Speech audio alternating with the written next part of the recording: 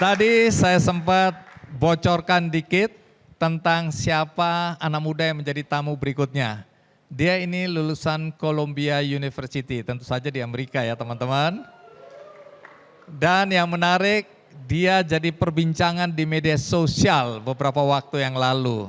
Mengapa? Lebih baik kita tanya langsung. Mari kita sambut Deris Nagara.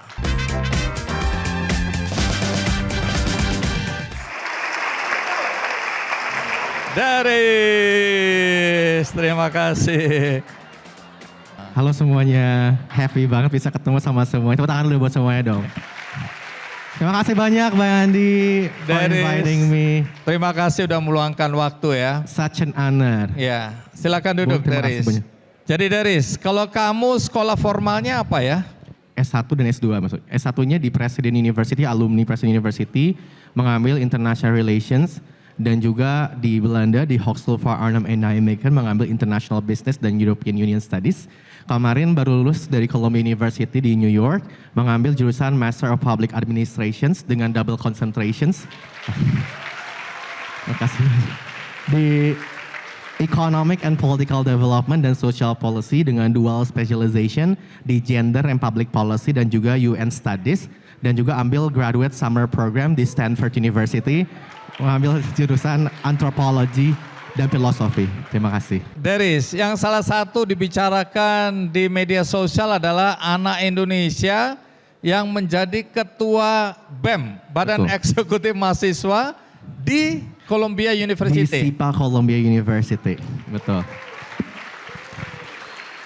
Coba cerita, emang apa bedanya ketua BEM di sana dan ketua BEM di sini? Bedanya mungkin lebih kayak demografi dan mahasiswanya juga salah satunya. Di mana aku tuh memimpin lebih dari 1.500 mahasiswa dari berbagai macam negara. Yang jadi pembedanya berarti kita bagaimana understanding the intercultural background dan juga political view, national interest, dan bagaimana mereka punya pola pikir yang berbeda menghadapi suatu permasalahan. Jadi aku sangat-sangat bersyukur dan terhormat bisa mewakili juga Indonesia the first time menjadi ketua BEM di SIPA Columbia University. Dan kamu juga terpilih yang speech ya ketika wisuda ya. Dan alhamdulillahnya for the first time juga bisa dipilih menjadi the 7 graduate stellar speaker mewakili dari S2 dan S3 dan juga S1 juga. Jadi 4 orang S1, S2, S3-nya wakilinya oleh kita dari 3 orang tersebut. Dan saat itu pun wakili karena mendapatkan penghargaan pertama itu Campbell Award dari Columbia University. Nah, penghargaan apa itu? Itu lebih fokusnya bagaimana dari Campbell sendiri melihat di kontribusi nyata tentang high leadership dan juga kontribusi terhadap kampus community sendiri. Jadi nggak hanya sebagai mungkin memberikan dampak terhadap Columbia University, but also kita bisa share bagaimana kontribusi kita terhadap luar Columbia. Dan saat itu memang terdaftarnya kan ada semacam seleksi ya, maksudnya dikasih rekomendasi dari berbagai macam stakeholder di kampus. Dari SIPA itu, aku di-recommended pertama karena aku presiden BEM-nya, terus kedua pun aku student scholars di Institute of Global Politics. Terus yang di luar itu sendiri aku pun aktif menjadi SIPA anti-task force untuk tentang anti-hate-nya. Dan di luar Columbia aku jadi presiden ASEAN Korea Frontier Forum dan membangun yayasan aku di Dharma Nagara Mandai Indonesia. Gitu. Baik ya. Deris, dari penampilanmu memang aku percaya katanya kamu dulu pernah gabung di boys band. Ya dulu aku ikut boy band. Iya dulu. Ada iya. Pas tahun 2020. Nama bandnya apa? The Galaxy atau The GX dulu ada. Di mana itu?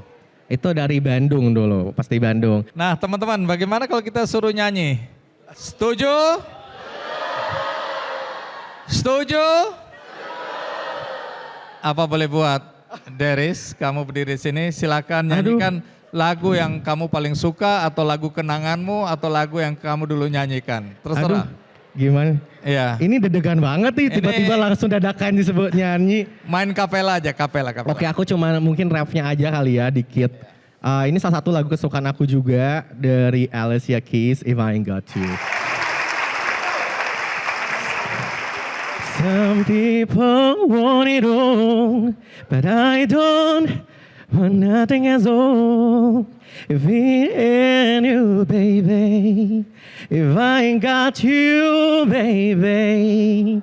Some people want diamond ring, some just want everything, but everything means nothing if I ain't got you.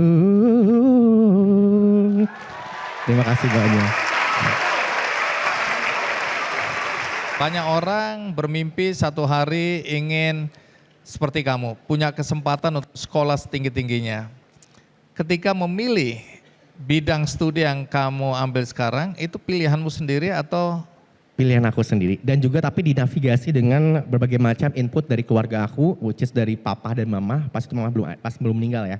Dan juga dari beberapa aktor, maksudnya tokoh-tokoh figur seperti di kementerian, di duta besar, dan juga profesor-profesor yang ada di kampus aku terlebih dahulu. Mereka yang menganjurkan ya. Atas biaya sendiri atau? Oh tidak mungkin Pak, sendiri.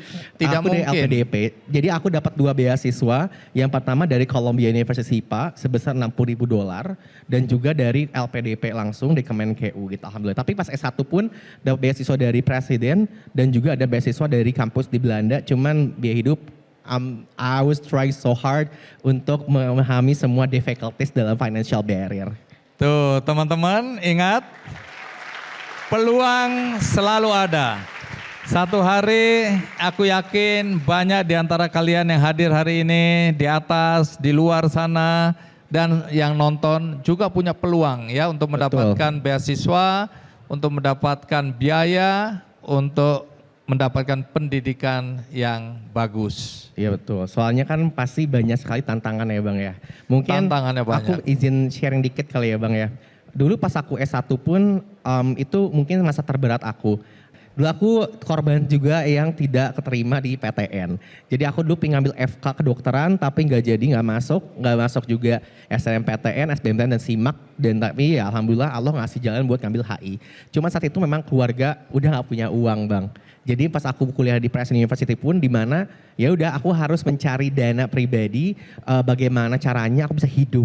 Di mana aku pernah banget Bang saat kuliah aku coba makan nasi pakai garam atau makan nasi doang, even aku nggak makan sama sekali karena nggak ada duit. Makanya aku cari part time sana sini untuk bisa hidup. Sampai pas ke Belanda itu pun aku benar-benar nyari uang lagi buat bisa ke Belanda. Tapi alhamdulillah Allah tuh pasti kasih jalan ketika kita memberikan suatu pemahaman yang husnuzon positif ke depannya gitu.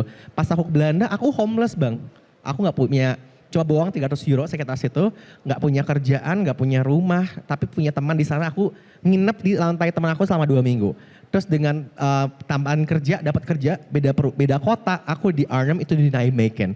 Jadi jaraknya itu hampir kurang lebih 55 km.